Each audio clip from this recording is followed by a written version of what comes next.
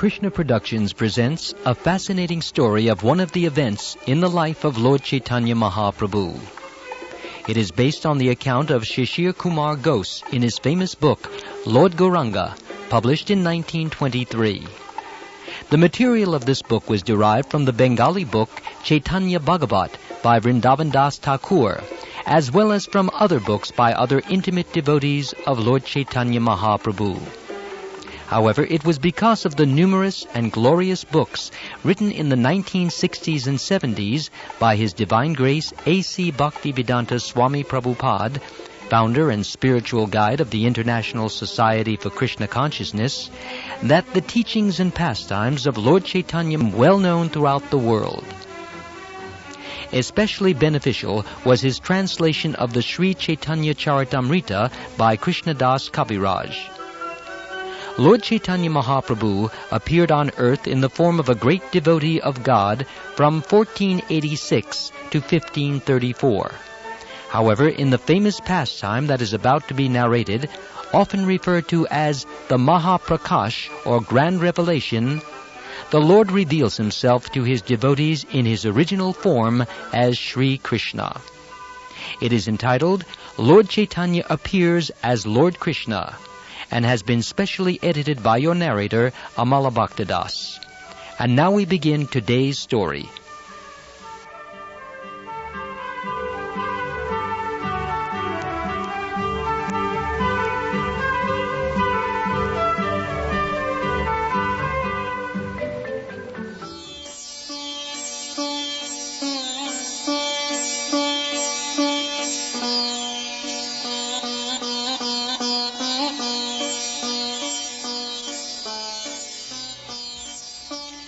One day, after Lord Chaitanya Mahaprabhu had bathed, he suddenly revealed himself as the Supreme Lord Krishna.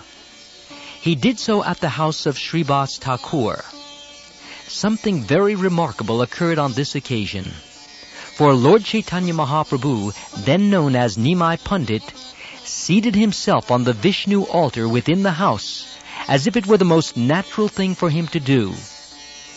He then ordered the devotees to chant hymns. There were screens on the doors and windows, but the room was, as usual, lighted up by the mild effulgence of the Lord's body, so that it seemed as if it were filled with the sunshine of noon.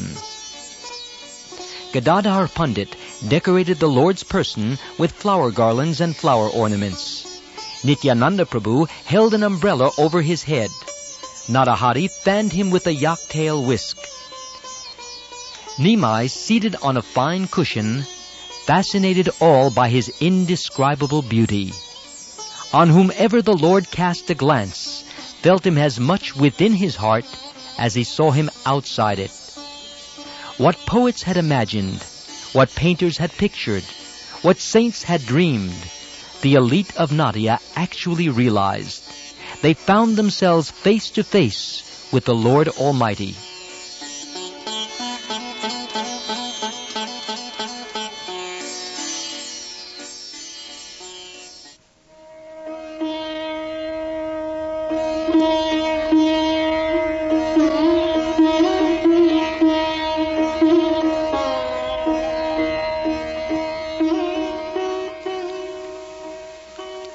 The devotees plunged in a sea of happiness, engaged themselves in worshipping him with tulsi leaves, clothes of various colors, gold, silver, and other things.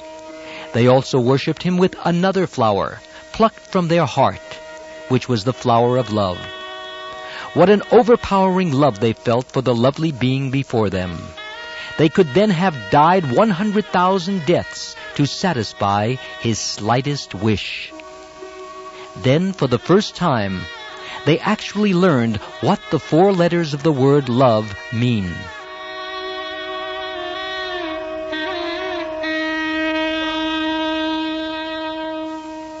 On that day, the door was kept open, and everyone who wanted had permission to see the Lord.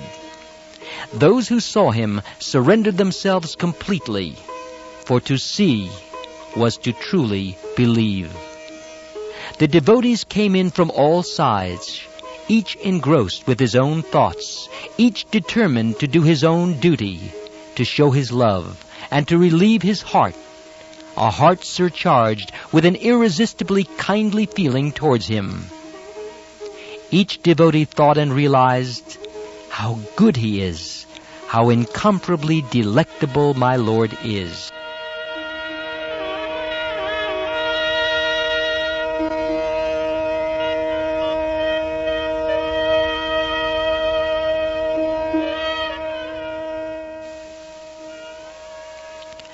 Hundreds of men and women showered flowers at his feet, threw garlands round his neck, recited mantras, and repeated prayers all at the same time. Yet there was no confusion. All were absorbed in the deity and took no notice of one another. Everyone thought that he and his Lord were the only two persons present in the room, and that he had been looking at the Lord and the Lord looking at him. No one was aware of the noise made by the others. Many persons were speaking to the Lord, yet there was absolute peace and quiet in the house. Those present addressed him as Lord, Master, Krishna, and so forth, each in language which occurred to himself. Someone offered a garland, saying, "I offer this flower wreath to you. Be pleased to wear it round your neck."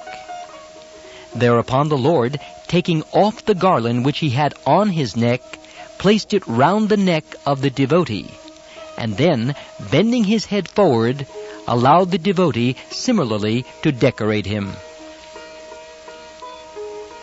In this way the devotees offered presents to the Lord, and in return received presents from him. But why did they offer presents to God, who is almighty and the owner of everything? It was because they felt an intense longing to serve him, to give him abundant pleasure. That was the manifestation of their sublime love, their overflowing devotion.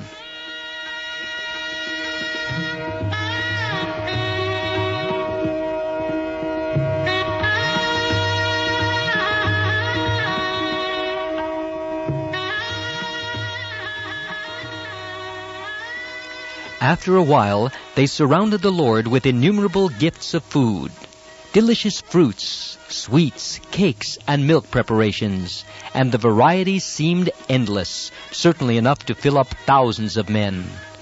Because the foods were offered by the devotees with love and devotion, the Lord was obliged to accept and partake of all of them. But how could one man consume so much food?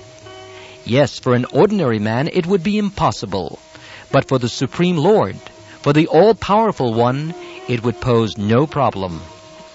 So, in a short while, he miraculously ate all of the edibles there, pleasing all of the devotees who had brought them.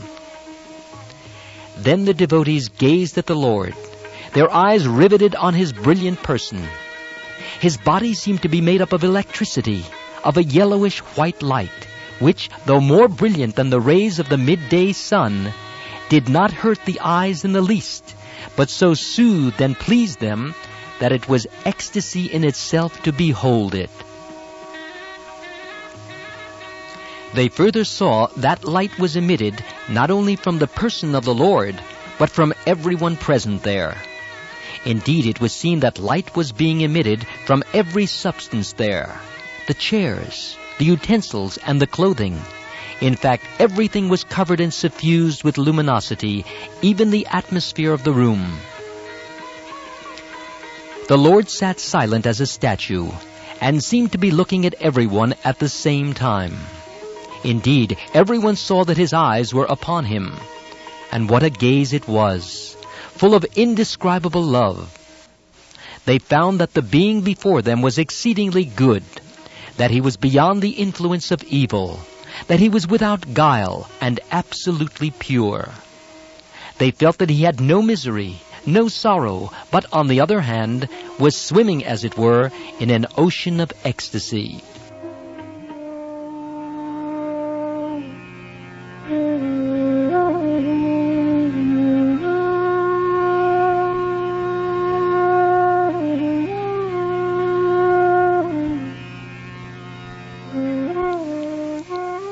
Those present found in him their long-lost friend. People are always in search of something. They know that they are unhappy, ill at ease, and discontented.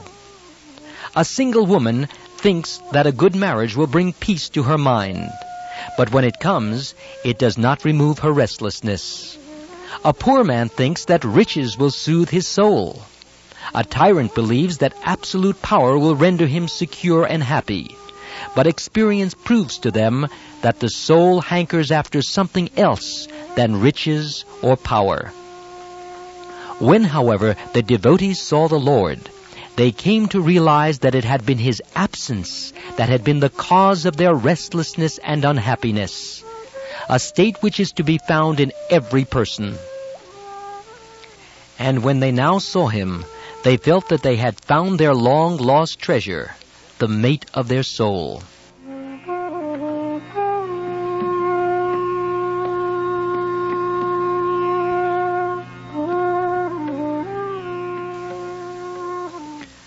Persons try to find happiness in wealth, power, praise of their fellows, love, etc. But they never get it. They search for it here and there because they do not know the cause of their restlessness. Their souls are, unknown to them, attracted towards the fountain from which they had sprung, and this is the cause of the feeling of want that makes every person restless. The soul without God is in the position of a loving but bereaved wife. And what a charming friend! His beauty brought tears to their eyes. The fragrance from his body maddened their nasal nerves. The grace, elegance, intelligence, goodness, benevolence, and love that beamed through his beautiful person from head to foot began to attract the hearts of those present.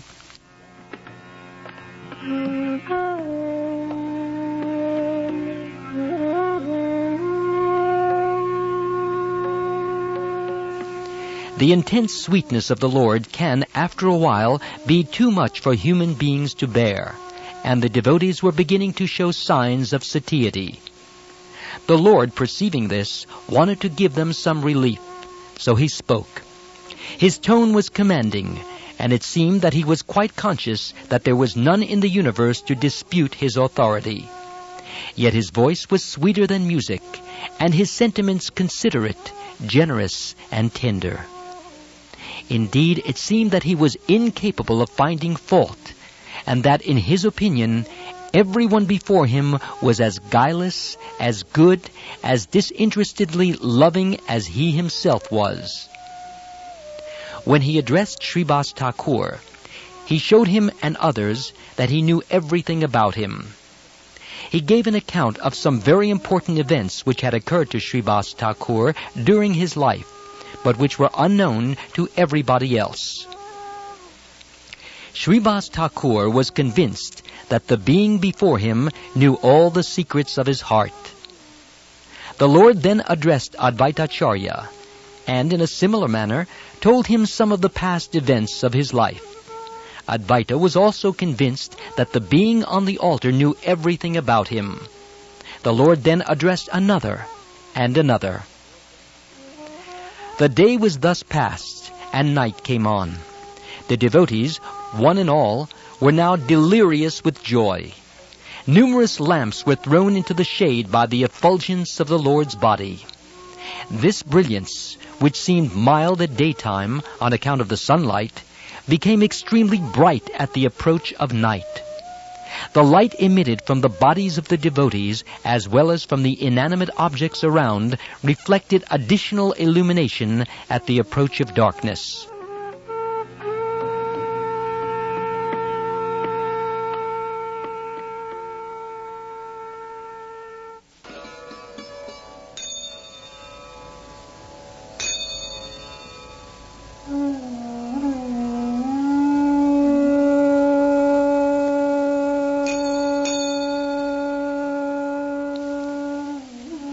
It then became time to perform arti to the Lord, a ceremony of worshipping him by waving lighted ghee candles before him. Srivas Thakur thought that this ceremony ought to be performed by the Lord's mother, Sachi. So he addressed Advaitacharya and said, "Is it not proper that the arti should be performed by the mother of the Lord? Besides, she has always been entertaining the notion that we elderly men have spoiled her youthful son. Let her now come and see that it is not we who have spoiled her son, but her son who is spoiling us."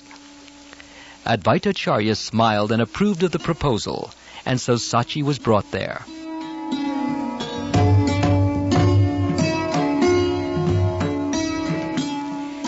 She entered the room, and seeing her son, stood speechless and trembling. She saw at once that her son was God Almighty. But did the knowledge please or gratify her? Certainly not. If the devotees found in the Lord their long-lost treasure, she at once felt that she had lost her dearest object of love. Did she not love her child, so beautiful, so full of excellences, so affectionate to her? Was it not for her son that she had forgotten her bereavements and had become the happiest woman in the world? But now she was seeing him as the father of all. Thus he was no longer her exclusive property, but a property to which everyone had an equal right. In the midst of these painful thoughts, she came to remember that she had chastised her son and treated him as an inferior. And would she be forgiven for having followed the Lord Almighty with a cane in her hand? Trembling and speechless, she was a prey to diverse and contradictory feelings, and not at all gratified by seeing her son raised to so exalted a position. As for the Lord, he took no more notice of her than he did of the others. Seeing this, Srivas addressed her, "What are you doing, lady? Why do you hesitate? Go and prostrate yourself before him." So Sachi fell prostrate before him, whom she had up to now regarded as her son. And the being who had hitherto treated Sachi as his mother, saluting her with the humblest of submission as often as he met her, now planted his foot upon her gray head. Sachi, as soon as she came in contact with the sacred foot of the Lord, found herself violently affected. A thrill of joy passed through her frame, and she could not resist the temptation of expressing it by dancing. A dance by a Hindu lady, and one advanced in age, before spectators and strangers, was too horrible a scandal to be permitted. She was thus restrained by Srivas Thakur. Then another miracle occurred. Sachi did not know Sanskrit, yet she uttered the couplet in the Srimad Bhagavatam, which contains the prayer of Devaki, Krishna's mother, to the newborn Krishna. Sachi, Malini, and other elderly ladies then performed the arti ceremony, and when finished, went home.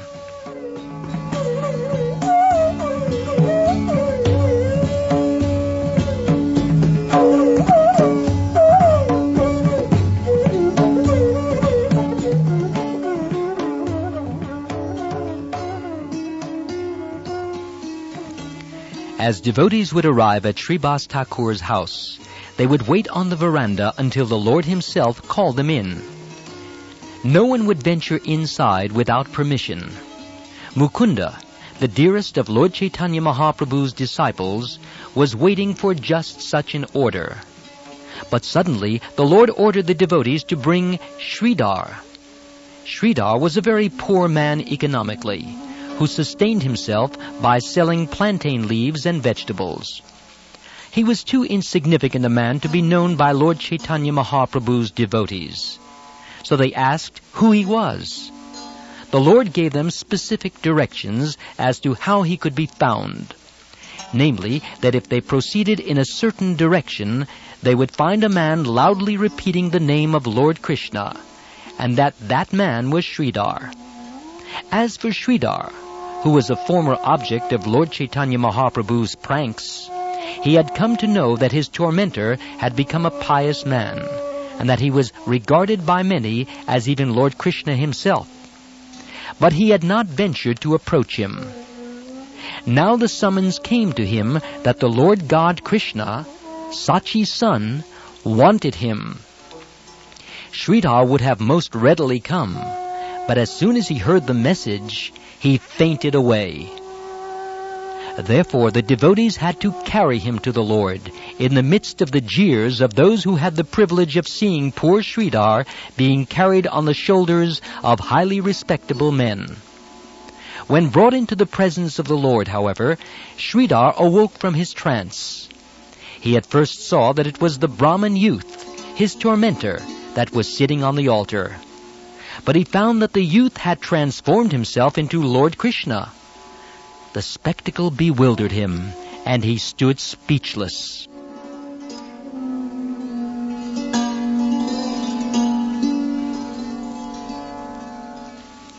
The Lord said, "Do you now see who took your plantain leaves by force? It is in this manner that I deal with those who love me. I show them in this manner that mine is theirs and theirs is mine. It is now time for me to show you that mine is also yours." Sridhar was not in a mood then to enjoy a practical joke. So he said in the midst of sobs, "Lord, you revealed yourself to me more than once. Did you not at one time tell me that you are the father of the Ganges? But I, a fool, did not understand you." The Lord replied, "Now, Sridhar, it is time for me to repay you for all the things I took from you by force. So you ask me for a boon. Mind, you shall have whatever you want, for I have to pay you fully for all the plantain leaves I took from you by force." Sridhar declined positively to have anything to do with gifts, or indeed to be merry. He stuck to his serious mood. Then the Lord said, "You have spent days in poverty. You have served me faithfully. I must ask you to spend your latter days in opulence and power. So let me, Sridhar, make you the lord of an empire." Sridhar smiled. He smiled to express his contempt for the gift offered. He would have nothing, not even an empire, and replied, "My lord, please do not tempt me. It is not proper that you should tempt a lowly creature like me. A poor, despised man like me has no doubt a hankering after wealth and power, but I do not want sovereignty or anything." The Lord again offered him an empire, and again Sridhar declined. When Sridhar rejected the empire offered him by the Lord, Sridhar, the poorest of the poor, who had spent his whole life in a state of semi-starvation, the devotees there naturally raised a shout of admiration, for Sridhar had flung opulence away as a thing of no worth. The Lord was greatly pleased by the attitude of Sridhar, so worthy of a devotee, but he did not yet show it. He said, "But Sridhar, you know my words cannot go for nothing. I requested you to ask for a blessing, so you must ask for one. If you don't desire an empire, then tell me what you do want." So Sridhar pondered. He had gotten everything. He had nothing more to ask for. But he also had to obey the Lord's command. So he said, Then grant me this. Let that young and beautiful Brahmin, Nimai Pandit, who took away my plantain leaves by force, also take by force my entire heart, and let him make his permanent home there."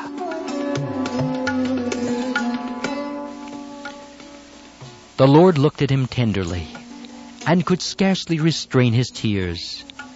He said, "I knew, Sridhar, that you would treat with contempt even the offer of an empire. It was only to tempt you that I made it. It was only to show that for sovereignty, people risk everything, even their future life. But the poorest of devotees would not accept it, even when offered by me." An empire was offered to Sridhar because he was the poorest of the poor. It was to show that bhakti, devotion, was infinite times more valuable than sovereignty. It was to show men that those who jeopardize their souls for the acquirement of property or sovereignty are foolish.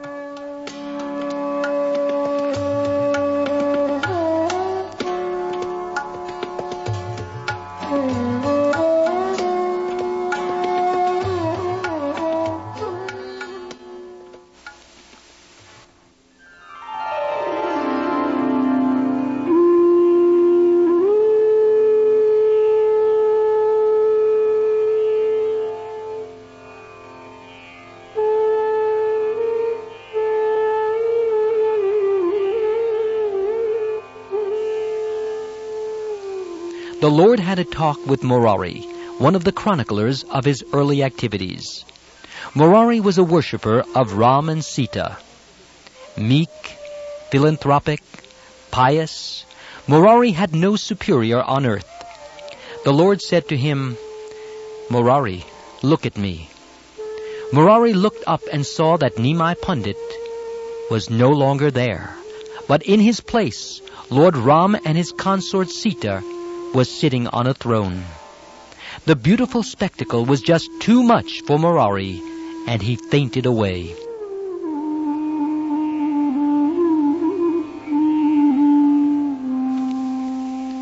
The reassuring words of the Lord, however, roused Murari from his trance. "Murari, I implore you, give up the study of fruitless, mystical philosophies." Murari, a little disconcerted, said, "Are they not good? Do they not teach religious truth?" The Lord replied, "Good or bad, that is not the question. But those researches into the realm of mysticism will not lead anyone to find me." Murari, forgetting the Lord's presence, for he was after all a man, ventured to suggest that a caution from the Lord was unnecessary, and there was no one to teach him mystical philosophy. But the Lord retorted, "Yes, there is. You have a teacher in Advaitacharya." The fact is, the object of the Lord was not to give a lesson to poor Murari, but to Advaitacharya, because of his knowledge of the secrets of the occult sciences. So, to avoid hurting the feelings of the glorious Advaita, the Lord chose to teach him by addressing Murari. The Lord then explained that to love God and to be loved by God was a goal quite distinct from the knowledge of the soul's mystical abilities. The scientists of Nadia were then deeply engaged in dissecting the soul, forgetting altogether the fact that they had another, more important duty, which was to save their souls by directing them to the lotus feet of Lord Krishna, towards which all progressive beings are tending. Advaitacharya then felt himself humbled.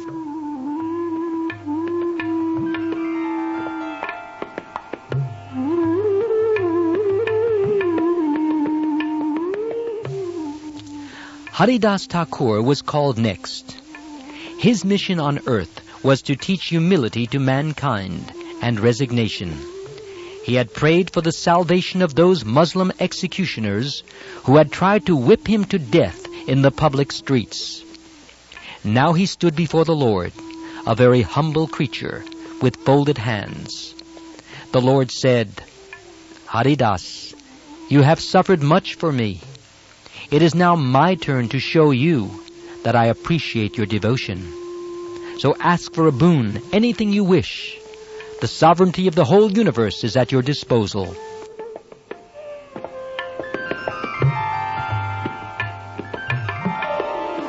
But Haridas replied, "Great Lord, you know the secret of my heart. The more you reveal yourself to me, the more I come to realize my unworthiness. You are purity, and I am a lump of filth. You are good, and I am wicked. My Lord, when you speak to me in kindly terms, I am just overwhelmed, overpowered by shame. let me have only this one boon, that I may never forget my own unworthiness. My Lord, if you wish to give me a boon, make me the lowest servant of all your servants." Saying this, he rolled on the ground in violent ecstasy. The Lord replied, "Rise, Haridas, rise, I implore you. Your humility simply tears my heart apart. The most pleasant being to me is he who, though great, is unconscious of it. Yes, it is from you that men must learn to be meek and forbearing. So rise, beloved Haridas, rise. There is not one servant of mine in the whole universe for whom I have a greater regard than yourself. Yes, you were cruelly whipped by those wicked men, and you suffered for my sake. When they whipped you, you prayed to me to forgive them. Now it is not my way to reject the prayer of a sincere devotee. But that is not the only or main reason I did not punish your tormentors, Haridas. It would have been the easiest thing for me to have protected you from the lashes. But if I had done so, the world would have lost an example. The object of your existence is the salvation of the human race. You, a frail man, have done a deed which has no parallel. You not only forgave those who were trying to whip you to death, but you prayed to me to shower my blessings upon them. Now, Haridas, I am not one to throw obstacles in the way of the performance of so noble a deed.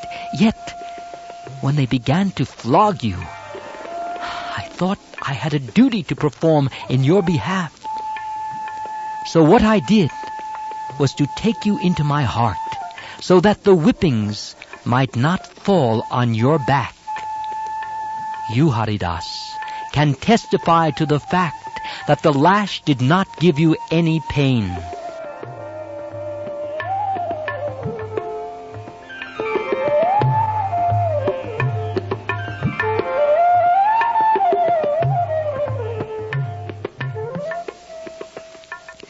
When the Lord stopped speaking, the devotees tried to express their gratitude, but found themselves overpowered. They felt very much humbled. They felt that they had up to then led a very ungrateful life by forgetting so good and affectionate a master. And they felt also that the human race was altogether ungrateful. They also felt how much the good Lord had been defamed by his ignorant creatures.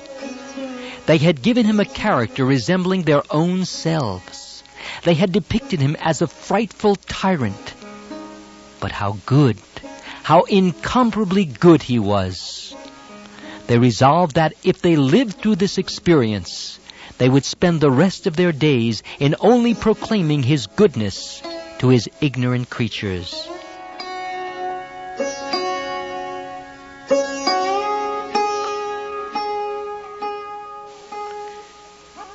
The Lord continued addressing his devotees in this manner, one by one. He wanted to give a boon to whomever asked for one. He then ordered them to throw open the doors and bring everyone from the town who wanted to see him. He proclaimed, "Let those who have doubts come and see." He commanded his devotees to go through the streets and tell whomever they would meet that the Lord had manifested himself, and that whoever desired could come and witness him. Those who were present had no doubt that God Almighty was speaking to them, so they disdained to ask him for anything transient, such as worldly goods. The presence of the Lord had taken away from their minds any traces of worldliness.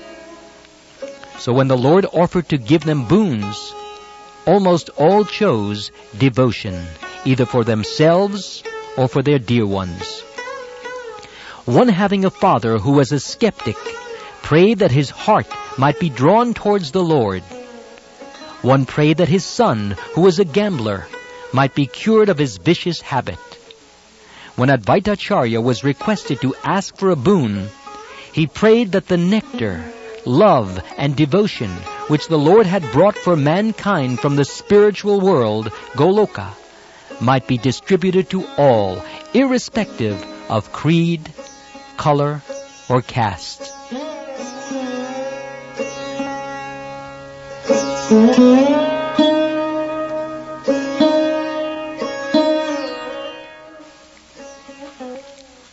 Mukunda, however, was weeping outside. Angelic as he was by nature, he also sang like an angel. He was an ascetic from his infancy. He was a devotee before the Lord had revealed himself. Nimai loved him, and Mukunda on his part followed his great friend like a shadow. But why was Mukunda outside? He was sitting on the veranda, a picture of utter despair. The Lord was inside, and Mukunda was able to hear every word that was being spoken there. But he was not allowed to take any part therein, because the Lord had not called him. It gradually became evident to all who were present that the Lord was deliberately ignoring Mukunda, and they pitied him. So they held a secret consultation amongst themselves, and then Sribas Thakur ventured to put in a word on his behalf. He boldly said, "My lord, forgive my impertinence, but everyone who has come here has been blessed by you, except your Mukunda." The Lord instantly replied, saying, "My Mukunda? Who told you that he was my Mukunda?" Sribas replied, "Well, if he's not yours, then whose is he? Everyone knows that he's yours and yours alone. He is the singer of your glories. Who has not been moved by his songs about you?" But the Lord retorted, "Yes, he is a devotee when he is in your midst, that I know. But I also know that he is a philosopher when he is in the midst of savants who teach anti-devotional doctrines. He has no firm faith in anything, certainly not in me." The angry reply of the Lord fell like a thunderbolt upon all who heard it, for Mukunda was the beloved of all, but more especially upon the unfortunate Mukunda himself. The Lord God was within. He was blessing everyone with a liberality which knew no bounds. Mukunda had heard all. He heard what Sribas Thakur urged on his behalf, and what the Lord said in reply. This led him to think profoundly about his condition.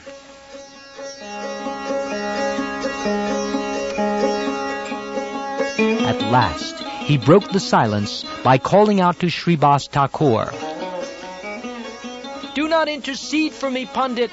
The Lord is just, and my punishment is much lighter than my offense." Mukunda was quite sincere in what he said, and it was not mock humility that led him to admit his offense. Indeed, he was then in a very happy frame of mind. The remarks of the Lord had led him into it, for he felt that the Lord loved him, or he would not have spoken with such kind concern for him. He thought, yes, that is his way. His punishment means only love, but I must chastise this unworthy body of mine, which has become polluted by imbibing anti-devotional doctrines. Yes, I must die, and then the Lord God will take me into his bosom. But when will that time come? When will the Lord again accept me as his servant?" Then he again addressed Sribas Thakur. "Please do not intercede for me. Only ask the Lord to tell me, if he will condescend to do so, whether he will ever allow me to see him." The Lord seemed moved to tears by the question, but he spoke aloud this time directly to Mukunda. "Yes, Mukunda, you shall certainly see me, but after reincarnating 10 million times." This meant that Mukunda must die and be reborn 10 million times before the process of purification would be complete, that would entitle him to see the Lord. To Mukunda, the amount of time that he was asked to wait practically meant eternity. It was the cruelest blow conceivable for Mukunda, more especially when we consider that the Lord, who hurled the decree, was only a few yards away. But Mukunda did not view the matter in that light at all. Rather, he saw it as the Lord's special mercy on himself, and proclaimed it as such. However, to the devotees there, the sentence passed upon Mukunda seemed so unusual that they felt bewildered. Mukunda was very dear to them, and so was the Lord. They felt in their heart of hearts that the Lord was dealing rather severely with Mukunda. But the idea was blasphemous, so they did not venture to express it. Nevertheless, they could not help sympathizing profoundly with the unfortunate Mukunda. When therefore he talked of the Lord's mercy after his severe sentence, they could not see where the mercy lay.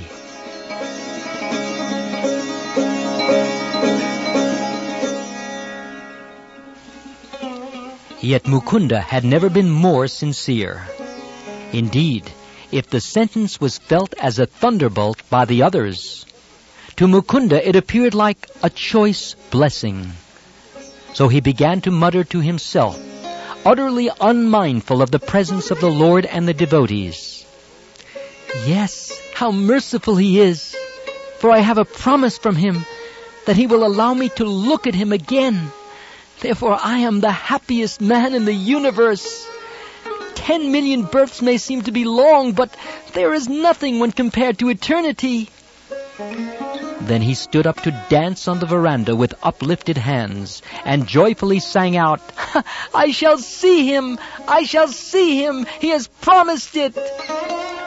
This sight was too much for the devotees to bear, and they all burst into tears. When Mukunda noted this, he was surprised and perplexed, and innocently said to them, "Why do you weep when I am so supremely happy?" For he had expected them to congratulate him on what he considered to be his good fortune.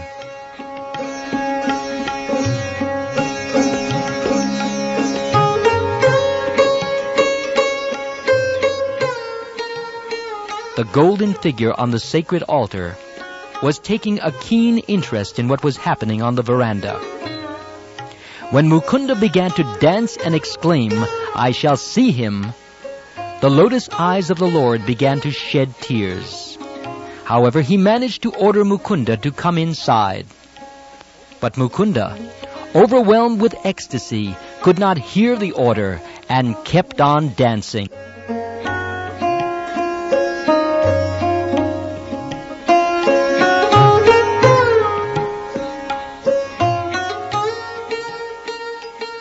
The devotees, however, caught hold of him and sought to restrain him. However, Mukunda, disliking this interruption, said, "Why do you stop me? Have you not heard the Lord's promise? He will allow me to see him after 10 million births." Notwithstanding this, the devotees dragged him before the Lord, who said in a voice broken with emotion, "Mukunda, forgive me for teasing you. You have totally conquered me. Please understand that I was only trying your faith. But even more than this, I wanted to show the world what kind of character my devotees have. I also wanted to show that while I am the master of all, I am yet mastered by my devotees. Did I not tell you that I would not be visible to you till you had passed through 10 million births? But where has my resolve gone? One word of yours has driven that resolution out of me."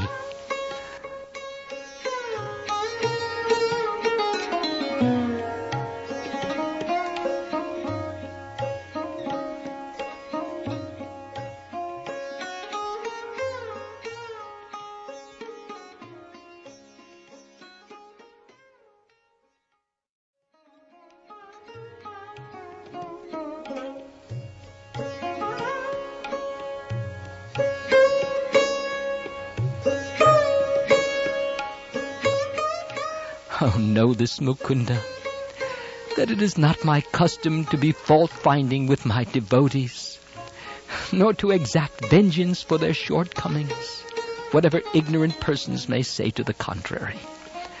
No, Mukunda, men do me wrong by judging me by their own standard. Forgiveness rather than the exaction of revenge. Yes, that is my nature.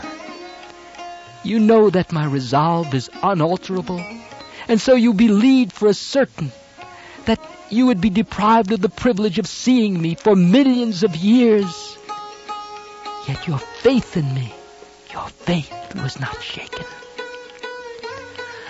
On the other hand, the prospect of seeing me after millions of years threw you into an ecstasy. Mukunda, I have scarcely a devotee like you. Now raise your head and look at me, and let us be friends again.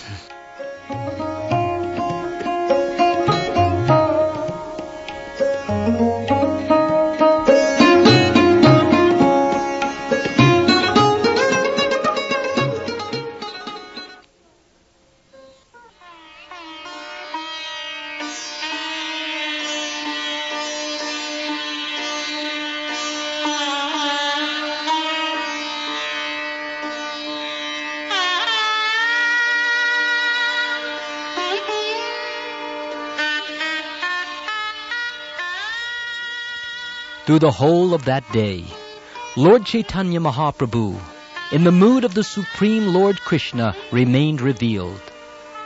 Then midnight approached, and he was still on the altar. But now he assumed a different mood. Advaitacharya wanted to see the mightiness of the Lord, the same universal form that Arjuna in the Bhagavad Gita had seen. And accordingly, the Lord showed himself as the Almighty, in the act of being worshipped by countless demigods and celestial beings. This spectacular vision filled Advaitacharya with intolerable awe and fear. Then the Lord withdrew this glorious vision and appeared to all the devotees in his human-like loveliness, so pure and so simple. As the devotees gazed at him, tears of joy began to trickle down their cheeks. They felt themselves very unfortunate for having only 2 eyes, for 2 were certainly not enough to see and appreciate the Lord's unlimited beauty. So ravishing was this beauty that they had to shut their eyes momentarily for relief. But no sooner would they do this than they would have to immediately open them up, for their desire to see him again was simply maddening.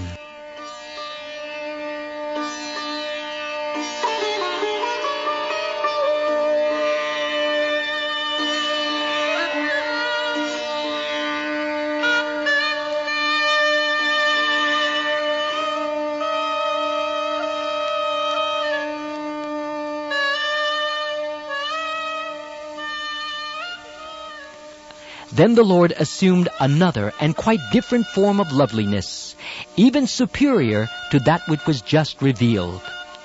Now he was Sarbanga Sundara, which when translated means beautifully proportioned being. So when the eyes of the devotees were resting on one part of the Lord's body, there they remained riveted. One devotee was intoxicated by the sweet fragrance that emitted from the Lord's body and exclaimed, Yes, I now see why he gave me my nose." In this manner, they served the Lord with their 5 senses, and the Lord served them in return.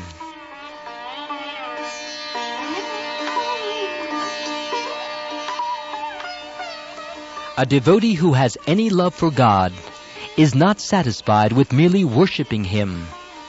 He longs to worship Him through the 5 senses, to smell Him, to touch Him, to taste Him, to see Him. The devotees had their spiritual senses opened, and these enabled them to appreciate the loveliness of God. Communion with God is impossible for one whose spiritual senses have not been opened, for God is spirit. Ecstasy is the proof of this communion. Where there is no ecstasy, there is no communion. The devotees felt that the Lord was drawing them towards himself, as an angler draws a fish. They all approached him, and some touched his fingers, some his hands, and some his feet. "How delicious the touch!" they exclaimed, overpowered with pleasure. The Lord held them, one by one, in his arms. Then he embraced them and kissed them fervently. It was then that the devotees fully realized that they were part and parcel of him, inconceivably one with, yet different from, their supreme beloved. They were totally his, and he was totally theirs. Finding the mate of their soul, time passed with the rapidity of lightning. Then a strange thing happened. Advaitacharya had learned from practical experience that the mightiness of God was beyond the conception of man, and therefore painful to him. Now the devotees were beginning to feel that the overpowering sweetness displayed by the Lord had gone beyond the point of their capacity to appreciate and relish. Completely exhausted, they felt that the Lord's sweetness was killing them inch by inch. So Advaitacharya whispered to Srivas Thakur, "Don't you think that he should go now? I can't bear his presence any longer." "Neither can I." Then, having held a secret conference, they agreed to address the Lord directly. Assuming a humble attitude, they prayed to him, "O Lord, we are puny creatures, so we can no longer bear your sweetness. Please appear to us as one of us and relieve us of the pressure of your overwhelming presence."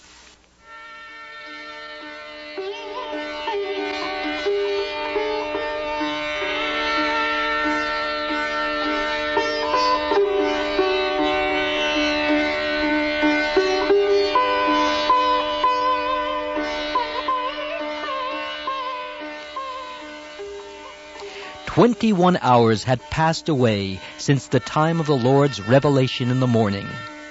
He had revealed himself at about 8 in the morning. It was then about 5 o'clock the following day.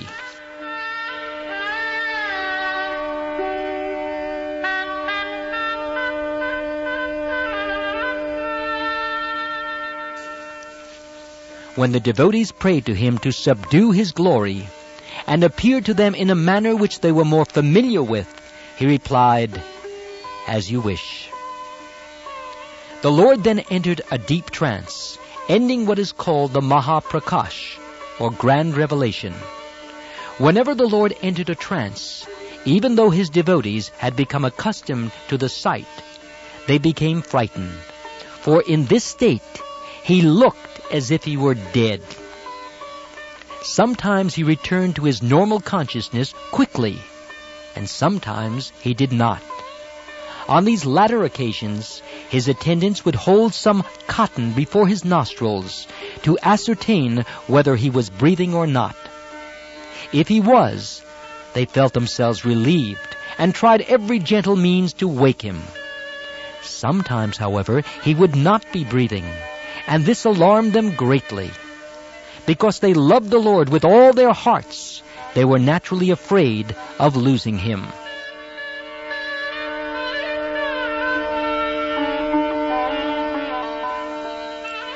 Now, on this particular occasion, when the Lord had fallen into a trance, he remained absolutely motionless.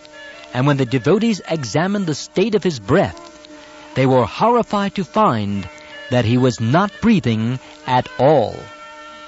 Nor did he even have a heartbeat. His eyes were fixed, lifeless, lusterless, showing only the lower portion of the pupil. However, his limbs were not stiff, but remained in whatever position they were placed. The only indication there was of life was that there was a warmth in the body, which had the luster of the living and not the paleness of the dead.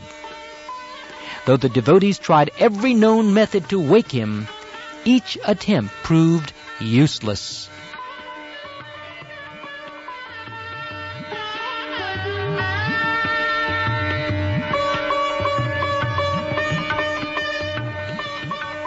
Gradually, the devotees began to suspect that the Lord had left them for good. For what did that last embrace, that last kiss mean? Yes, he is the Lord, they muttered to themselves, but we shall not let him cheat us out of his presence. No, we shall follow him to the spiritual world. The whole of the previous day and night, most of the devotees had eaten nothing, nor had they slept, nor rested their limbs and minds. They had passed 21 hours in a state of constant transcendental excitement. Though they had just voted for rest, and the Lord had agreed to withdraw his supernatural sweetness, how could they now go home and leave the Lord lying in that death-like condition?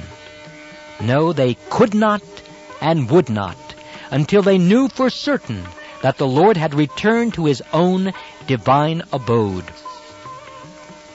On previous occasions, when the Lord was in a similar trance, they had also given him up for lost, but their belief had always proved false.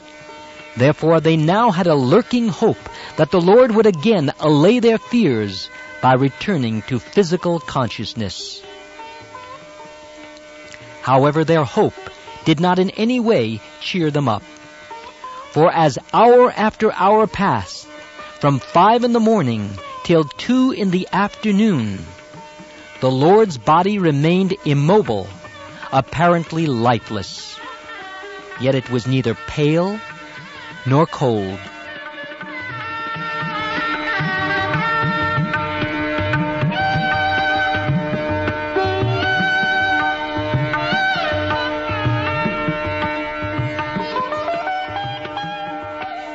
Then one devotee said, "Let us sing the songs of Kunjabanga. Maybe that will wake him. But if it doesn't, then let that be our last song on earth." This song refers to Radha's usual practice of meeting her eternal consort Krishna in a sacred grove at night, staying with him till morning and then returning home. However, one morning Radharani overslept, and her attendant maids tried to awaken her with a song, urging her that it was time to go home. This attempt to awaken her was called Kunjabanga. The same idea was taken up by the devotees with rapture, for their hearts were full, and they wanted an outlet for their overflowing feelings. So they slowly began their mournful dirge, which gave them some animation, some happiness.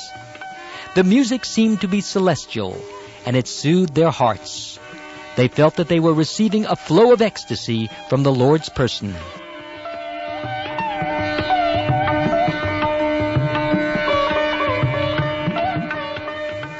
Then suddenly, one devotee discovered goosebumps on the Lord's body. This showed that his consciousness had returned and that he was hearing their song. As they carefully examined the goosebumps, they noted that each bump was as large as a chickpea. Then one devotee exclaimed, "He's back! He's back!" Whereupon all the others shouted, "Hari Bol! Hari Bol! Jai! Jai! Jai!" meaning chant the Lord's name and victory unto the Lord. As the shouting continued, the Lord opened his eyes and yawned. At first he looked somewhat vacant, but gradually he became fully animated. However, although he was no less the Lord, he again assumed the character of the Lord's ideal devotee in the mood of Srimati Radharani. Simple, humble, gentle, innocent, kind, and sensitive.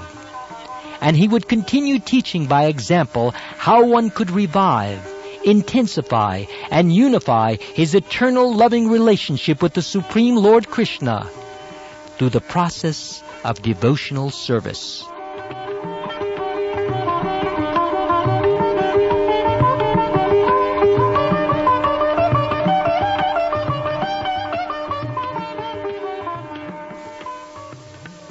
Who can estimate the good fortune of those close, intimate devotees of the Lord who had had the rare opportunity of seeing and serving Him personally and confidentially? It is inestimable. All glories to them, as well as to all those who follow them in the disciplic succession, especially to His Divine Grace, A.C. Bhaktivedanta Swami Prabhupada, who became the founder spiritual guide of the International Society for Krishna Consciousness and spread Lord Chaitanya's teachings all around the world from 1965 to 1977. And all glories to the current-day followers who continue to disseminate the teachings and uplift the world through the continual chanting of the Hare Krishna Mahamantra, the great chant of deliverance. Hare Krishna, Krishna Krishna, Hare Hare, Hare Rama, Rama Rama, Hare Hare.